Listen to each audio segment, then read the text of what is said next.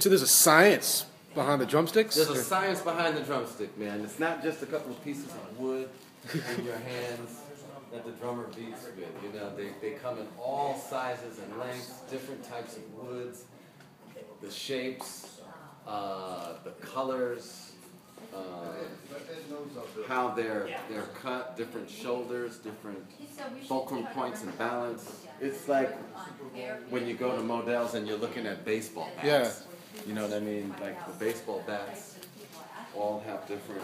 Who's the best manufacturers of drumsticks? Well, my favorite manufacturer is a company called Vic Firth. And Vic Firth is an interesting guy because he's actually a classical percussionist who started out making his own mallets for timpani. Okay. And pitched percussion instruments.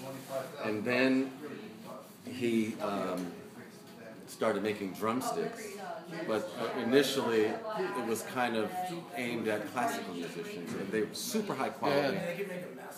Initially, maybe even a little too expensive for a young drummer back then. But then, fast forward a few years into the 80s, and he started making kind of what we call general market size drumsticks. That most drum set drummers would use. 5As, 7As, 5Bs, 2Bs, those are the kind of the names of the various sticks. And then I had an opportunity to meet him. He was playing a concert with the Boston Pops Orchestra. I had called him in his office in Boston because I was interested in his drumsticks. And he was very kind. He actually picked up the phone. And he said, "Omar," in his Boston accent, "I will bring you some sticks when I come to New York." And he brought me a whole box of drumsticks to try out. Wicked.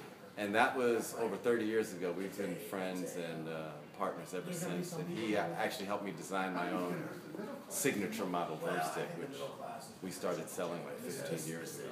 Really? Yeah. So you have your own brand drumsticks? We get orders from all over the world for these drumsticks. Really cool.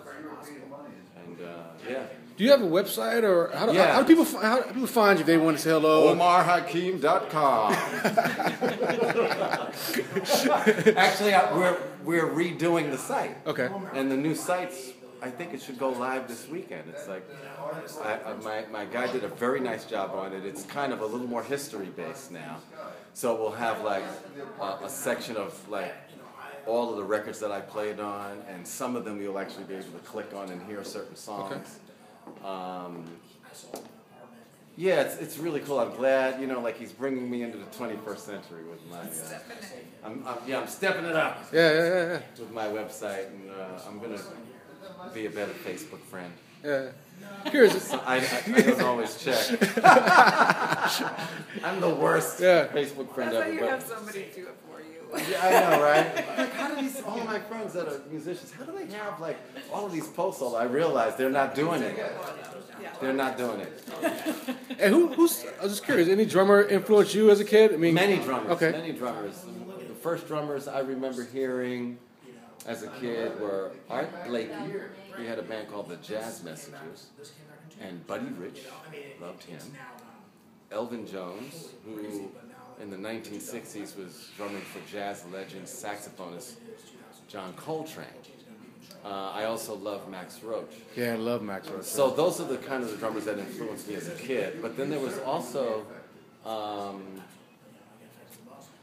I loved Motown music. I love from Sly. Detroit. Yeah, exactly. Yeah. Sly and the Family Stone. Yeah. Now I'm going back. I mean, I was a teenager in the 1970s, so a lot of my early music influences bands like Earth, Wind and Fire. Oh yeah. Yes. The Who. I mean, people speak of you as one of the top drummers in the world. I mean, who are some of your peers that you have a lot of respect for? Oh, like peers. Yeah. Oh God, there's so many. Where do I begin? One of my old friends is an amazing drummer, musician named Dennis Chambers. He plays for Santana. Okay. And so many other artists. God, it's a long list of drummers. It was like, what you think? What is the drumming fraternity like? Is this a drummer fraternity? Well, there are, like there's events that happen. Yeah. One of them is called the Percussive Arts Society meeting, and they happen in different places around America. And we get together, and it's a great place for everybody to gather. The drum set drummers, along with the educators, Okay. The marching corps drummers. It's like a crazy scene, and it's a great place to kind of run into all your friends. It's, you know, I start naming drummers like this and I'm going to forget people because there's so many guys that I love that are kind of my peers and contemporaries, you know. Wicked, man. I can speak to you all day. You have some great stories. Your whole experience is great. Nice.